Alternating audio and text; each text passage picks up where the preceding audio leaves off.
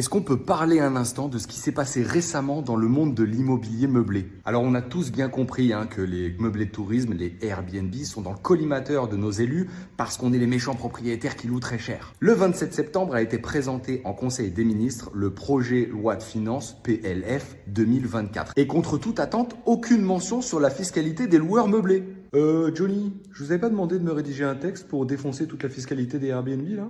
M'avez oublié quoi? Et le 12 octobre, un amendement est tombé comme par magie concernant la réduction des seuils de plus de la moitié et un abattement qui passe de 50 à 40% et la réintégration des amortissements dans le calcul de la plus-value lors de la vente d'un bien quand on est loueur meublé non professionnel. Sauf que comme nos élus sont des génies, rien de précisé si ça concernait tous les meublés ou uniquement les meublés de tourisme. Ces amendements ont été déposés dans le cadre d'une harmonisation dans les différents régimes applicables. Bullshit! Hypocrisie française dans toute sa splendeur puisque ce texte vise précisément à décourager les gens de faire de la LCD et qu'au final il n'y aura que 2 amendements de retenue et qu'une ne concerne uniquement que les meublés de tourisme. Dans la partie 2 de cette vidéo, on va voir l'impact que ça a eu, ce qui s'est vraiment passé et les conclusions à en tirer. Et sinon moi c'est Thomas et je t'aide à te professionnaliser dans la location courte durée, alors abonne-toi!